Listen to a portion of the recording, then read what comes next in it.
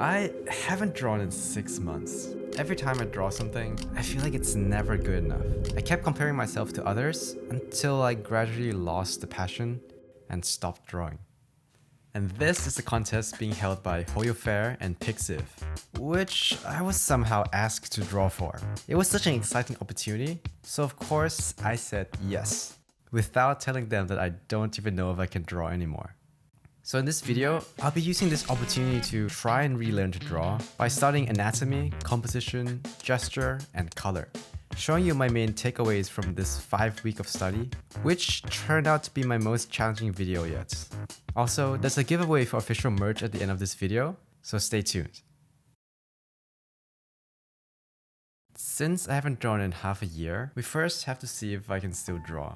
If you didn't know, I have a YouTube channel documenting my journey into studying illustration, and I've done things like studying anatomy before, but it's been so long that I feel like I forgot most of what I've learned already. So the aim here was to just get back into drawing and to figure out what my current weaknesses are. The contest I'm participating in is HoYoFair's Genshin Impact fashion event. The brief is to draw a Genshin Impact character in a uniform of your choice, imagining what they would wear for their profession. So here, I went with Ayaka in a school uniform. After the sketch, I added a simple line art. For colors, all I did was base colors and used one layer for multiply blend mode for the shadows. I tried to keep the coloring simple to keep me from feeling overwhelmed, to the point where it might have looked like I was having such an easy time. But behind the scenes, I was struggling so much with getting the anatomy right. After a lot of liquify and little fixes here and there, this was how my first illustration after 6 months turned out. Honestly, it's much better than I expected. But for fashion events, it looked as if I didn't put much thought into the outfits, and that's because I didn't put much thought into it. But the thing I'm worried most was the anatomy. I wasted so much time repositioning the face up and down, squishing it, enlarging it. It was just a mess. So before any fancy designs or coloring, I have to first strengthen my fundamentals. Instead of studying from tutorials like I normally would, this time I decided to study from an anatomy book. The reason I got this book was because there's barely any text, and the real reason was because it felt cool owning an anatomy book. So what I did was basically copied drawings from start to finish, starting with the head. The idea was to build a deeper understanding of anatomical structure through repetition, so I tried not to blindly copy drawings, but to instead try and understand how and why things are drawn in a certain way.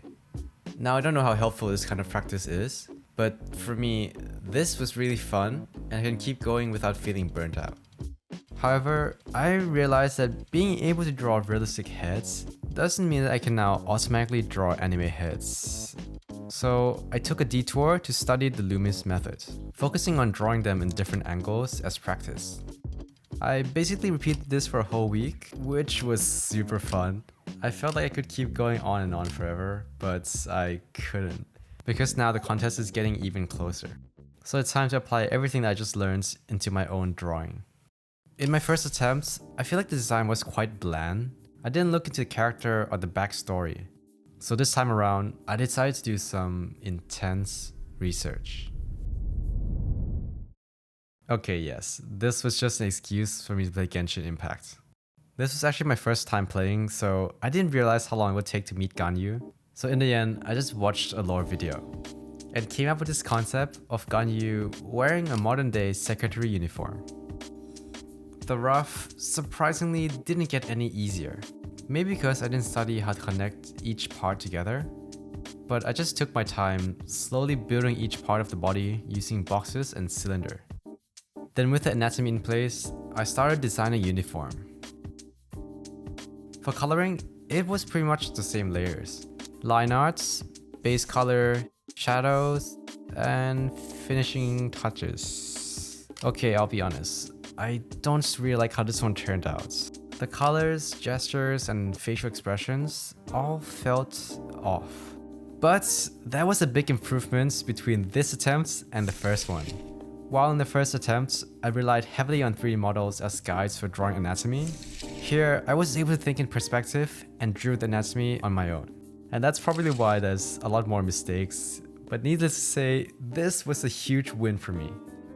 At this point, I was itching to start another drawing, this time with the additional focus on the use of composition techniques.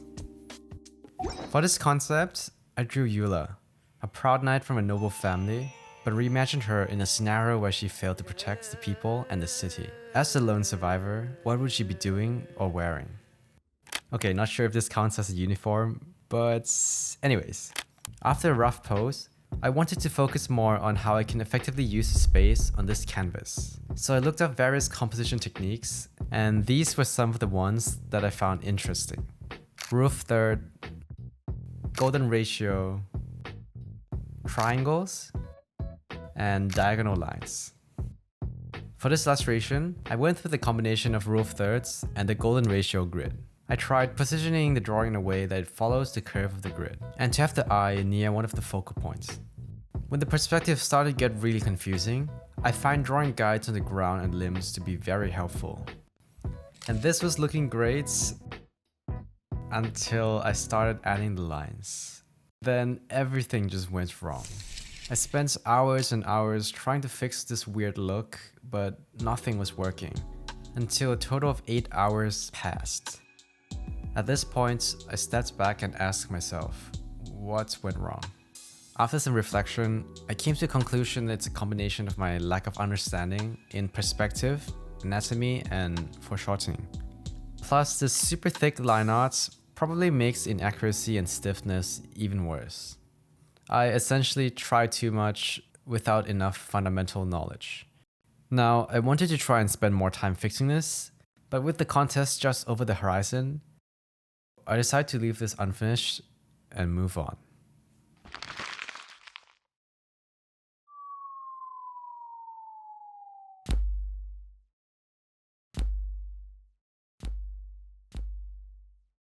The aim was to fix stiffness using gestures. Also, I thought that gesture and anatomy were the same thing. I was wondering why some people drew anatomy in this flowy way. Okay, to study gesture, I practiced drawing figures within 10, 15, 30, and 45-second intervals.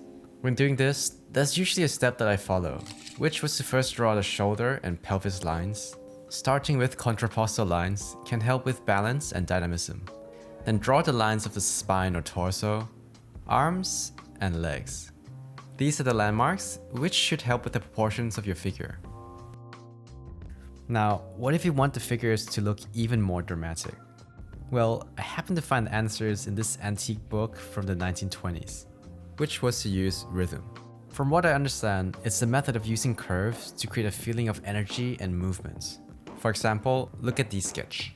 Can you feel how the long, outstretched curves create a sense of flow and motion, whereas smaller, tighter curves create the tension of compressed energy?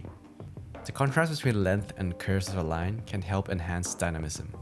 And after applying this to my gesture drawing routine, this was the results. Some successful, most not so much. For the ones that turned out well, I was imagining how the characters will move, which way will twist, tilt, stretch. But if I think of them as striking a pose, then the result will also be that, just a static pose. This whole concept of gestures was still very new and confusing to me, but I felt like I was ready to start my new illustration and to apply what I've learned. This time, I started drawing with one bold curve, then using this curve to guide the flow of the whole sketch. I also applied previous concepts like contrasting the shoulders and pelvis line, and tried playing around with foreshortening by having one arm swing backwards, one knee poking forward, and the hand reaching out to the camera. If I had to pick one foreshortening tip that helped me the most, there would be the use of springs or rings as a guide for the structure of the anatomy. This ensures that the proportion remains believable as it moves forwards or backwards in space. And this was how it turned out. I felt like I was successful at creating a subtle sense of depth and perspective, but I feel like I could have exaggerated it even more.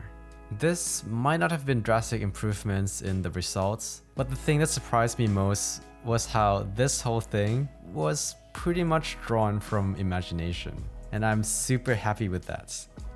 In conclusion, I find curves to be an incredible tool for creating dynamic illustrations. So with this in mind, I'll be trying to combine this and other concepts that we just went through and draw the illustration that I'll be submitting for this contest. Learning from my previous attempts, having a clear concept could make or break my art. So I gave myself a whole day gathering references and ideas before drawing. Not only was I studying hard, I was playing Genshin even harder. I spent more time than I should gathering crystals trying to pull for Yae Miko.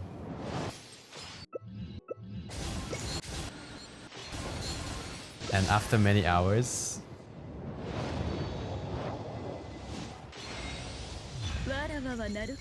so that's why for this final illustration, I'll be drawing Yae Miko, along with Raiden Shogun.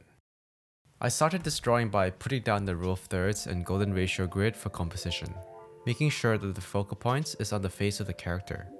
Next, I used curves to create a pleasing flow to this image. I also find that using curves help make the anatomy feel less stiff. Then it's time to refine the anatomy.